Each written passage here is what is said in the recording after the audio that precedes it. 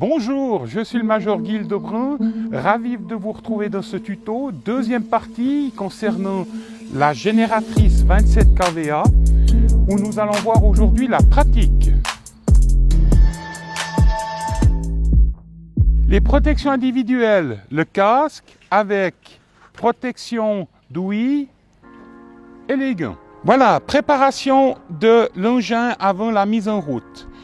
Contrôler que celle-ci soit de niveau. Ouvrir les poignées de portage pour pas que celle-ci fonde à cause de l'échappement. Raccorder directement la lance d'aspiration dans le jerrycan. Ici, sur le robinet 2 voies, mettre le robinet sur tank, qui est le réservoir propre de la machine. D'une fois que celle-ci fonctionne, tourne, passer sur le face. Dévisser le robinet d'injection, pomper 3 fois, revisser celui-ci, mettre un quart des gaz et le choc. Ensuite, démarrer la machine, soit avec la manivelle, si vous employez celle-ci lorsque le moteur démarre, retirez-la immédiatement pour éviter les retours. Ou employez le démarreur F1 qui sera relié à la batterie 12 volts. Pour le branchement du F1, la pince rouge vient sur le plus et la pince noire sur le moins. Pour la mise en route avec le F1, introduire l'axe dans le support là, bien au fond, et ensuite appuyer sur le bouton pour le démarrage.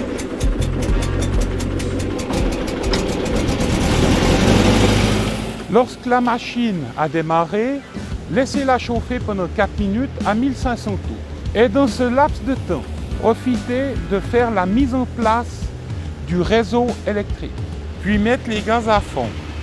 Passez surface et relier le raccordement à la génératrice. Tournez ensuite l'interrupteur sur ON et vérifiez le bouton d'isolation. Il ne doit pas clignoter en continu. Durant l'utilisation, les jerrycans peuvent être remplacés sans risque lorsque le groupe électrogène est en marche, puisque le réservoir d'essence incorporé au groupe électrogène assure le relais durant l'échange.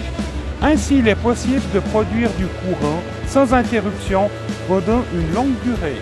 Si la touche de contrôle de l'isolation clignote pour indiquer un dysfonctionnement, vérifiez immédiatement quel est le câble récepteur à l'origine du problème. Contrôlez qu'aucun incendie ne peut être déclenché par les gaz d'échappement. Pour l'arrêt de la génératrice, débranchez tous les récepteurs. Laissez tourner le moteur pendant quelques minutes à vide au rythme d'environ 1000 tours minute. Rangez les accessoires du réseau de distribution, arrêtez le moteur et mettre l'interrupteur principal du générateur sur off.